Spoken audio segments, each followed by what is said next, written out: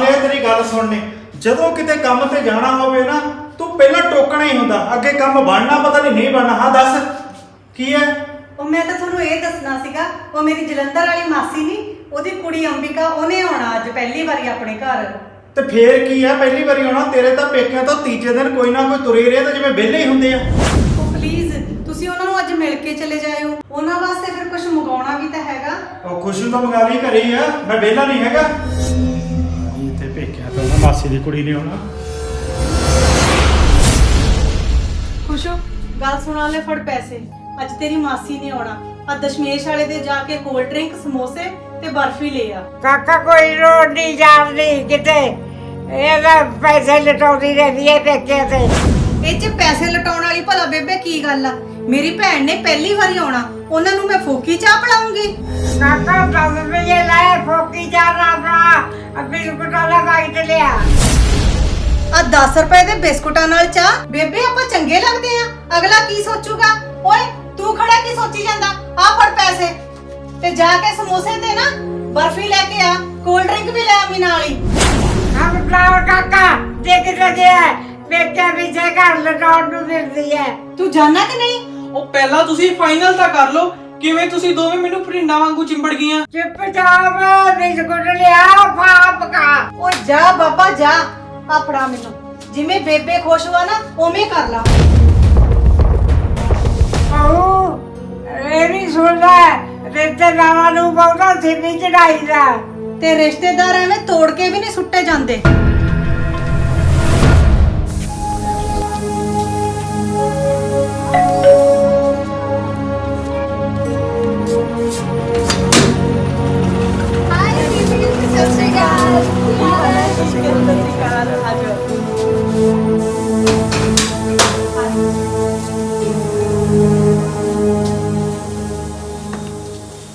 ਅੰਬਿਕਾ ਮੈਂ ਤਾਂ ਸਵੇਰ ਦੀ ਉਡੀਕ ਕਰਨ ਲੱਗੀ ਹੋਈ ਸੀ। ਬਸ ਦੀਦੀ ਚੱਲਣ ਹੀ ਲੱਗੇ ਸੀ, ਗੈਸਟ ਆ ਗਏ।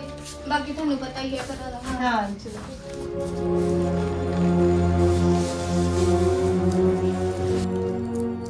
ਅੰਬਿਕਾ ਤੂੰ ਤਾਂ ਛੋਟੀ ਆ, ਤੂੰ ਕਿਉਂ ਫਾਰਮੈਲਿਟੀ ਕੀਤੀ? ਪਹਿਲੀ ਵਾਰੀ ਆਈ ਘਰੇ, ਇੰਨਾ ਕਿ ਤਾਂ ਬੰਦਾ, ਇਹ ਤਾਂ ਮੇਰਾ ਹੱਕ ਹੈ। ਹੋਰ ਪੰਕਜ ਕੰਮ ਕਰਦਾ ਕੀ ਹਾਲ ਹੈ? ਦੀਦੀ ਕੰਮ ਕਰ ਕਾਦੇ ਰਹਿ ਗਏ, ਤੁਹਾਨੂੰ ਪਤਾ ਹੀ ਅੱਜ ਕੱਲ ਜੋ ਹਾਲਾਤ ਚੱਲ ਰਹੇ ਨੇ। ਗੱਲ ਤਾਂ ਤੁਹਾਡੀ ਸਹੀ ਹੈ, ਘਰ ਘਰ ਇਹੀ ਹਾਲ ਹੈ। ਕੀ ਗੱਲ ਤੁਸੀਂ ਦੋਨੇ ਜਣੇ ਇਕੱਲੇ ਆ ਗਏ? ਗੁਨਗੁਨ ਤੇ ਮਿੱਲੀ ਨੂੰ ਨਹੀਂ ਲੈ ਕੇ ਆਏ? ਉਹਦਾ ਮਾਸੀ ਨੂੰ ਮਿਲਣ ਨੂੰ ਦਿਲ ਨਹੀਂ ਕੀਤਾ? ਦੀਦੀ ਉਹ ਤਾਂ ਕਿੰਨੇ ਦਿਨ ਮੇਰੀ ਮਗਰ ਪਈਆਂ ਸੀ ਵੀ ਮਾਸੀ ਕੋਲ ਜਾਣਾ, ਪਰ ਅੱਜ ਹੀ ਉਹਨਾਂ ਦਾ ਆਨਲਾਈਨ ਐਗਜ਼ਾਮ ਸੀਗਾ, ਇਸ ਲਈ ਨਹੀਂ ਆਈਆਂ ਉਹ। ਅੱਛਾ ਚਲ ਜਲਦੀ ਫਿਰ ਉਹਨਾਂ ਨੂੰ ਵੀ ਲੈ ਕੇ ਆਈ ਦੁਬਾਰਾ। ਚਲ ਮੈਂ ਚਾਹ ਪਾਣੀ ਦਾ ਇੰਤਜ਼ਾਮ ਕਰਦੀ ਆ। ਬੇਬੇ ਆ ਜਾਓ, ਉਹ ਆ ਗਏ ਨੇ। ਤੁਸੀਂ ਉਹਨਾਂ ਦੇ ਕੋਲ ਆ ਕੇ ਬਹਿ ਜਾਓ, ਨਾਲੇ ਪਤਾ ਸੁਤਾ ਲੈ ਲਓ। ਜਾਨੂੰ ਮੈਂ ਚਾਹ ਬਣਾ ਲੈਣੀ ਆ। ਨਾ ਬਹੂ ਨਾ, ਮੈਂ ਤੇਰੀ ਕਿਤੇ ਯਾਦਦਾ ਤੇਰੇ ਰਿਸ਼ਤੇਦਾਰ ਨੇ, ਤੂੰ ਹੀ ਸਾਂਭ। ਇਹਦੇ 'ਚ ਤੇਰ ਮੇਰ ਵਾਲੀ ਕਿੱਥੋਂ ਗੱਲ ਆ ਗਈ ਬੇਬੇ? ਆ ਜਾਓ ਪਲੀਜ਼ ਤੁਸੀਂ ਉੱਧਰ। ਨਹੀਂ ਜਾਣਾ।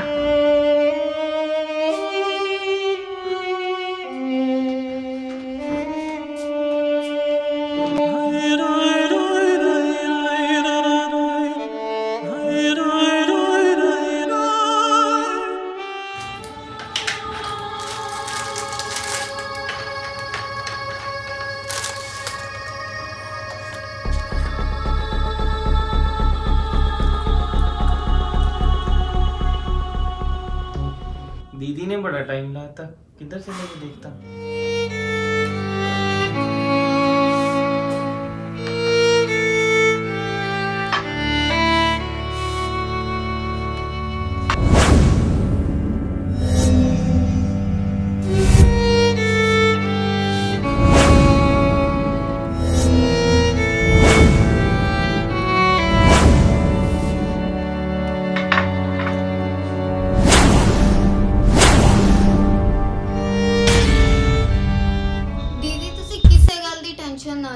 ਸਾਰੇ ਘਰਾਂ ਦਾ ਇਹੀ ਹਾਲ ਹੁੰਦਾ। ਜਦੋਂ ਵੀ ਕੋਈ ਪੇਕਿਓ ਮਹਿਮਾਨ ਆਂਦਾ ਹੈ ਨਾ, ਤੇ ਸਭ ਦੇ ਮੱਥੇ ਤੇ ਤਿਉੜੀਆਂ ਪੈ ਹੀ ਜਾਂਦੀਆਂ ਨੇ। चलो अंबिका हम चलिए।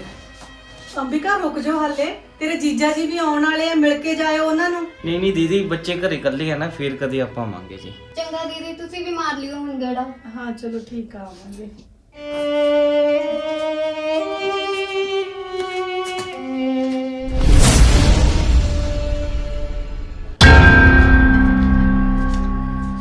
ਆ ਕੀ ਗੱਲ ਤੁਸੀਂ ਮੋਬਾਈਲ ਤੇ ਬੈਠੇ ਗੇਮਾਂ ਖੇਡੀ ਜਾਂਦੇ ਹੋ।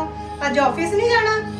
ਉਹ ਨਹੀਂ ਅੱਜ ਮੈਂ ਛੁੱਟੀ ਕਰ ਲਈ। ਉਹ ਭੈਣ ਹੁਣਾਂ ਨੇ ਨਹੀਂ ਆਉਣਾ ਚੰਡੀਗੜ੍ਹੋਂ।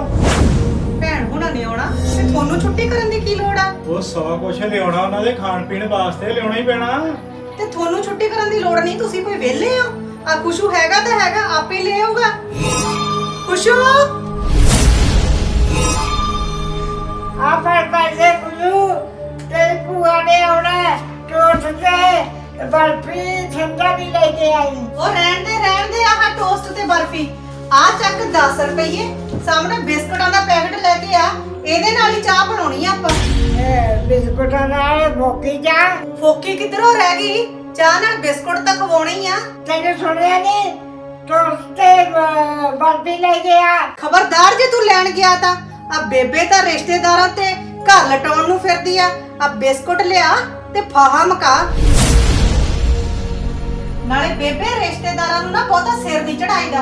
ਓਏ ਤੂੰ ਬੈਠਾ ਆ ਪੈਸੇ ਫੜਾ ਬੇਬੇ ਨੂੰ, ਚੱਲ ਜਾ ਕੇ ਲੈ ਕੇ ਆ ਬਿਸਕੁਟਾਂ ਦਾ ਪੈਕਟ।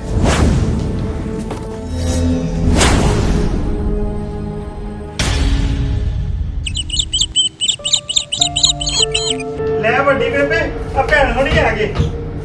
ਟਾਈਮ ਬਹੁਤ ਲਾਦਾ ਭੈਣ ਤੁਸੀਂ। ਆ ਜਾਓ। ਕਿੰਨਾ ਲਾਣਾ ਤੁਸੀਂ? ਬੇਬੇ ਕੀ ਹਾਲ ਆ? ਚੰਗਾ ਹੈ।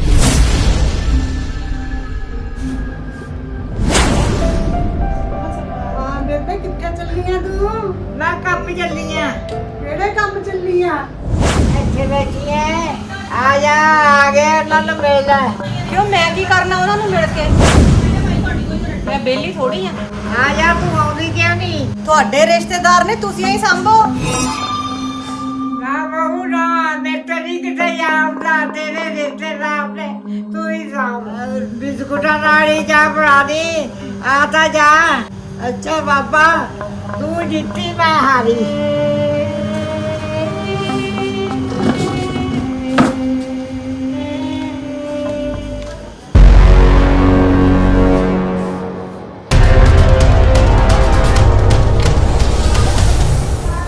ਸਤਿ ਸ਼੍ਰੀ ਅਕਾਲ ਭੈਣ ਜੀ। ਸਤਿ ਸ਼੍ਰੀ ਅਕਾਲ। ਸਤਿ ਸ਼੍ਰੀ ਅਕਾਲ। ਸਤਿ ਸ਼੍ਰੀ ਅਕਾਲ ਵੀਰ ਜੀ। ਕੀ ਹਾਲ ਹੈ?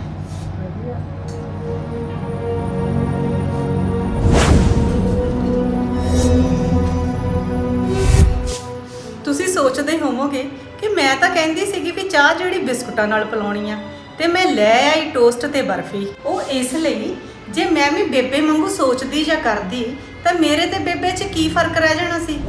ਤੇ ਨਾਲੇ ਬੇਬੇ ਮੈਨੂੰ ਕਹਿੰਦੀ ਤੂੰ ਜਿੱਤੀ ਤੇ ਮੈਂ ਹਾਰੀ। ਇਹਦੇ ਨਾਲ ਮੈਂ ਖੁਸ਼ ਨਹੀਂ ਹੋਈ, ਕਿਉਂਕਿ ਬਜ਼ੁਰਗਾਂ ਨੂੰ ਹਰਾ ਕੇ ਤਾਂ ਬੰਦਾ ਆਪ ਹੀ ਹਾਰ ਜਾਂਦਾ ਹੈ। ਬਜ਼ੁਰਗ ਤਾਂ ਆਪਣੀ ਸੋਚ ਬਦਲ ਨਹੀਂ ਨਾ ਸਕਦੇ, ਪਰ ਮੈਂ ਬਦਲੀ ਆਪਣੀ ਸੋਚ। ਪਰ ਇਹ ਨਾ ਸੋਚਿਓ ਕਿ ਮੇਰੇ ਦਿਲ 'ਚ ਚੀਸ ਨਹੀਂ ਉੱਠੀ। ਚੀਸ ਤਾਂ ਉੱਠਦੀ ਆ ਜਦੋਂ ਕੁੜੀ ਦੇ ਭੈਣ ਭਰਾਵਾਂ ਨਾਲ ਐਦਾਂ ਦਾ ਦੁਰਵਿਹਾਰ ਕੀਤਾ ਜਾਂਦਾ, ਤੇ ਉਹ ਮਾਪਿਆਂ ਦੇ ਨਾਲ ਹੁੰਦੀ ਬੇਕਦਰੀ ਦੇਖ ਕੇ ਅੰਦਰੋਂ ਪੂਰੀ ਤਰ੍ਹਾਂ ਟੁੱਟ ਜਾਂਦੀ ਆ। ਪਰ ਉਹ ਫਿਰ ਵੀ ਓਪਰੇ ਮਨੋਂ ਪਰਿਵਾਰ ਨਾਲ ਹੱਸ-ਹੱਸ ਕੇ ਵਿਚਰਦੀ ਆ ਨਾ। ਪਰ ਤੁਸੀਂ ਇੱਕ ਵਾਰੀ ਸੋਚਿਓ ਜ਼ਰੂਰ ਕਿ ਕੁੜੀ ਦੇ ਪੇਕੇ ਪਰਿਵਾਰ ਨੂੰ ਇੱਜ਼ਤ ਨਹੀਂ ਮਿਲਣੀ ਚਾਹੀਦੀ।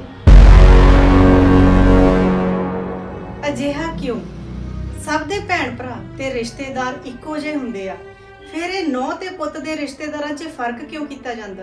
ਨੂੰਹ ਦੇ ਰਿਸ਼ਤੇਦਾਰ ਜਾਂ ਭੈਣ ਭਰਾਵਾਂ ਨੂੰ ਕਿਉਂ ਦਰਕਾਰਿਆ ਜਾਂਦਾ ਤੇ ਪੁੱਤ ਦੇ ਭੈਣ ਭਾਈਆਂ ਤੇ ਰਿਸ਼ਤੇਦਾਰਾਂ ਨੂੰ ਕਿਉਂ ਪੁਚਕਾਰਿਆ ਜਾਂਦਾ? ਅਜਿਹਾ ਫਰਕ ਨਹੀਂ ਹੋਣਾ ਚਾਹੀਦਾ। ਜੇ ਤੁਹਾਨੂੰ ਇਹ ਵੀਡੀਓ ਪਸੰਦ ਆਈ ਹੋਵੇ ਤਾਂ ਇਸ ਨੂੰ ਸ਼ੇਅਰ ਕਰਨਾ ਨਾ ਭੁੱਲਣਾ, ਤੇ ਨਾਲ ਹੀ ਸਾਡੇ ਚੈਨਲ ਨੂੰ ਸਬਸਕ੍ਰਾਈਬ ਅਤੇ ਫੇਸਬੁੱਕ ਪੇਜ ਨੂੰ ਲਾਈਕ ਤੇ ਫੋਲੋ ਕਰਨਾ ਵੀ ਯਾਦ ਰੱਖਿਓ। ਯਾਦ ਹੈ ਨਾ ਸਾਡਾ ਚੈਨਲ ਅਤੇ ਪੇਜ ਕਿਹੜਾ ਹੈ? Mister missus ਬਿਗਰਦੀ।